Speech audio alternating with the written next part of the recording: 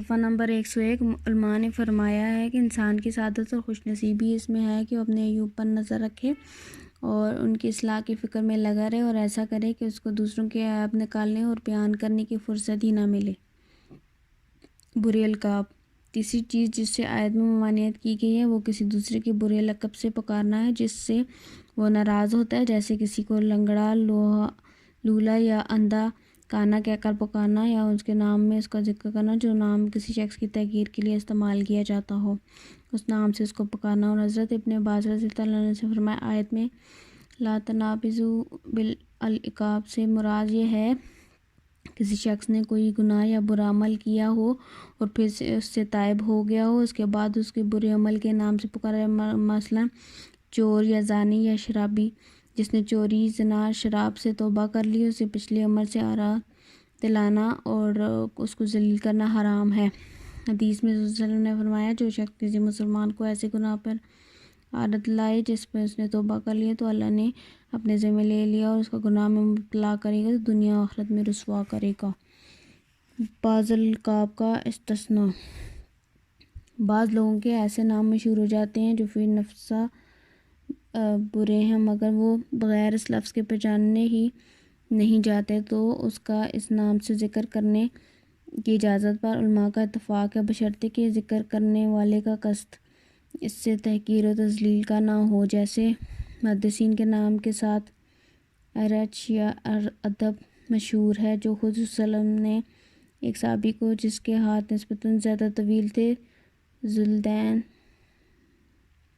کے نام سے تعبیر فرمایا ہے۔ دوسرے حضرت عبداللہ بن مبارک سے دریافت کیا گیا کہ اسانید حدیث میں بعض ناموں کے ساتھ کچھ ایسے القاب آتے ہیں، مثلاً امید الطویل، سلمان الحمش، مروان الصفر وغیرہ، تو کیا ان القاب کے ساتھ ذکر کرنا جائز ہے؟ آپ صلی اللہ علیہ وسلم نے فرمایا کہ جب تمہارا قصد اس کا عیب بیان کرنے کا نہ ہو بلکہ اس کی پہچان پوری کرنے کا ہو تو جائز ہے۔ القاب اور سنت نبوی صلی اللہ علیہ وسلم۔ حدیث میں ہے کہ رسول صلی اللہ علیہ وسلم نے فرمایا، مومن کا حق دوسرے مومن پر یہ ہے کہ اس کا ایسے نام و لقب سے ذکر کرے جو اس کو زیادہ پسند ہو۔ اسی لیے عرب میں کنیت کا رواج عام تھا اور حضرت صلی اللہ علیہ وسلم نے بھی اس کو پسند فرمایا۔ خود حضرت صلی اللہ علیہ وسلم نے خاص صحابہ کو کچھ لقب دیے ہیں، جب حضرت ابوبکر رضی اللہ عنہ کو صدیق اور حضرت عمر رضی اللہ عنہ کو فاروق اور حضرت حمزہ رضی اللہ عنہ کو اسد اللہ اور خالد بن ولید رضی اللہ عنہ کو سیف اللہ فرمایا۔ نمبر 102 3 حرام چیزیں۔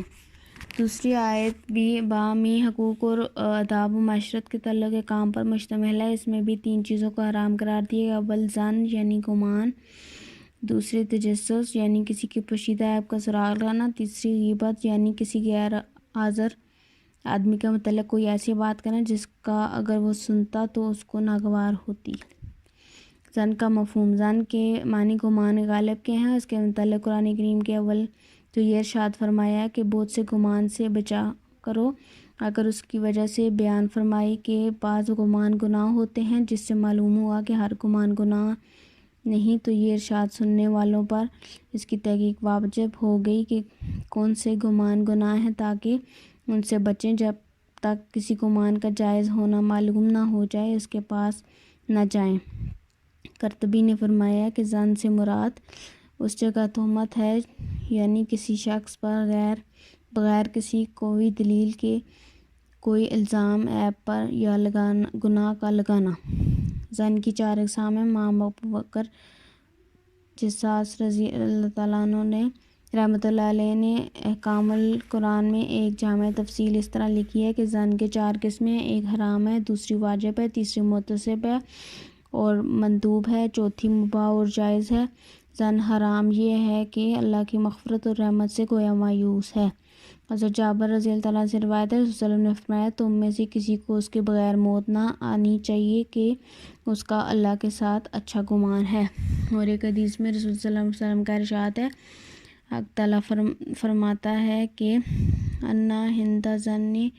عبدی بی، یعنی میں اپنے بندے کے ساتھ ویسے ہی برتاؤ کرتا ہوں جیسا وہ میرے ساتھ گمان رکھتا ہے، اب اس کا اختیار ہے کہ میرے ساتھ جو چاہے گمان رکھے۔ اس سے معلوم ہوا کہ اللہ کے ساتھ حسن ظن فرض ہے اور بدگمانی حرام ہے، اس لیے ایسے مسلمان جو ظاہری حالت میں نیک دیکھے جاتے ہیں اور اس کے متعلق بلا کسی کو بھی دلیل کے بدگمانی کرنا حرام ہے۔ حضرت ابو ہریرہ رضی اللہ عنہ سے روایت ہے، رسول صلی اللہ علیہ وسلم نے فرمایا ایاکم والظن فإن الظن کذب اکذب الحدیث، یعنی گمان سے بچو کیونکہ گمان جھوٹی بات ہے۔ یہاں ظن سے مراد بالا اتفاق کسی مسلمان کے ساتھ بلا کسی کو بھی دلیل سے بدگمانی کرنا ہے، اور جو کام ایسے ہیں جانب عمل کرنا شرعاً ضروری ہے، اس کے متعلق قرآن و سنت میں کوئی واضح دلیل موجود نہیں، وہاں پر ظن غالب پر عمل کرنا واجب ہے۔ جیسے باہمی منازعات و مقدمات کے فیصلہ میں سکہ گواہوں کی گواہی کے مطابق فیصلہ دینا، کیونکہ حاکم اور قاضی کی عدالت میں مقدمہ دائر ہے، اس پر اس کا فیصلہ دینا واجب و ضروری ہے، اور اس کے خاص معاملے کے لیے کوئی نص قرآن و حدیث میں موجود نہیں، تو سکہ آدمیوں کی گواہی پر عمل کرنا اس کے لیے واجب ہے، گرچہ یہ امکان احتمال وہاں بھی ہے کہ شاید کسی سکہ آدمی کے نے اس وقت جھوٹ بولا ہو، اور اس کے لیے اس کا سچا ہونا صرف ظن غالب ہے اور اسی پر عمل واجب ہے۔ اس طرح جہاں سمت قبلہ معلوم نہ ہو اور کوئی ایسا آدمی بھی نہ ہو، صفحہ نمبر 103، جس سے معلوم کیا جا سکے، وہاں اپنے ظن غالب پر عمل ضروری ہے۔ اس طرح کسی شخص پر کسی چیز کا ضمان دینا واجب ہوا تو اس ضائع شدہ چیز کی قیمت میں ظن غالب ہی پر عمل کرنا واجب ہے، اور ظن مباح ایسا ہے جیسے نماز کی رکعتوں میں شک ہو جائے کہ 3 پڑھی ہیں یا 4، تو اپنے ظن غالب پر عمل کرنا جائز ہے، اور اگر وہ ظن غالب کو چھوڑ کر امر یقینی پر عمل کرے، بعض 3 رکعت قرار دے کر چوتھی پڑھ لے تو یہ بھی جائز ہے۔ ظن مستحب اور مطلوب پر یہ ہے کہ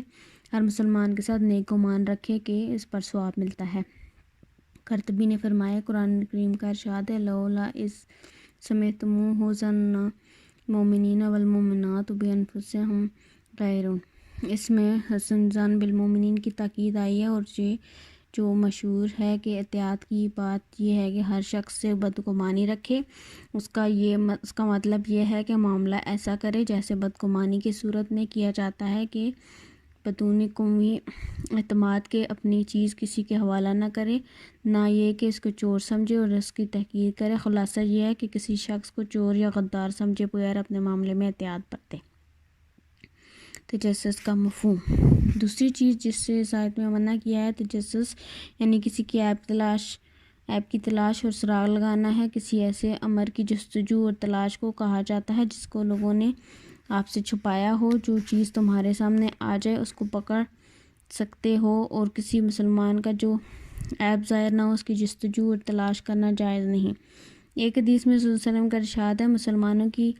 غیبت نہ کرو اور اس کے عیوب میں جستجو نہ کرو، کیونکہ جو شخص مسلمانوں کے عیوب کی تلاش کرتا ہے اللہ تعالیٰ اس کے عیب کی تلاش کرتا ہے، جس کی عیب کی تلاش اللہ تعالیٰ کرے اس کو اس کے گھر کے اندر بھی رسوا کر دیتا ہے۔ چھپ کر کسی کی باتیں سننا یا اپنے کو سوتا ہوا بنا کر باتیں سننا بھی تجسس میں شامل ہے، البتہ اگر کسی سے معذرت پہنچنے کا احتمال ہو اور اپنی یا دوسرے کسی مسلمان کی حفاظت کی غرض سے معذرت پہنچانے والے کی خفیہ تدبیروں اور ارادوں کا تجسس کرے تو جائز ہے۔ غیبت کا مفہوم۔ تیسری چیز جس سے اس ایک آیت میں منع فرمایا گیا ہے کہ اس کی غیبت کرنا ہے، یعنی اس کو غیر موجودگی میں اس کے متعلق کوئی ایسی بات کہنا جس کو وہ سنتا تو اس کی ایذا ہوتی، تو اگرچہ وہ سچی بات ہی ہو، کیونکہ غلط الزام لگائے وہ تہمت ہے جس کی حرمت الگ قرآن کریم سے ثابت ہے، اور غیبت کی تعریف میں اس شخص کی غیر موجودگی کی قید سے نہ یہ سمجھا جائے کہ موجودگی کی حالت میں ایسی رنج دہ بات کہنا جائز ہے، کیونکہ وہ غیبت تو نہیں مگر لمس میں داخل ہے جس کی حرمت اس سے پہلی آیت میں آ چکی ہے۔ غیبت کی مثال، ایحب احدکم ان یاکل لحم اخیہ میتا فکرہتموہ۔ 104 تم میں سے کوئی پسند کرتا ہے کہ وہ اپنے مردہ بھائی کا گوشت کھائے تو تم اس سے گھن کرو گے۔ آیت میں کسی مسلمان کی آبرو ریزی اور توہین و تحقیر کو اس کا گوشت کھانے کی مثل و مشابہ قرار دیا ہے اگر اس کے سامنے وہ شخص ہو تو ایسا ہے جیسے کسی زندہ انسان کا گوشت نوچ کر کھایا جائے۔ اس کو قرآن میں لمس سے تعبیر کر کے حرام قرار دیا ہے، جیسا کہ اگر ابھی گزرا اور وہ آدمی غائب ہوا ہو، اس کے پیچھے اس کے متعلق ایسی بات کہنا جس سے اس کی آبرو میں خلل آئے اور اس کی تحقیر ہو، یہ ایسا ہے جیسے کسی مردہ انسان کا گوشت کھایا جائے کہ جیسے مردے کا گوشت کھانے سے مردے کو کوئی جسمانی اذیت نہیں ہوتی، ایسے ہی اس غائب کو بھی جب تک غیبت کی خبر نہیں ہوتی اس کی کوئی اذیت نہیں ہوتی، مگر جیسے کہ مردہ مسلمان کا گوشت کھانا حرام اور بری خست و نایت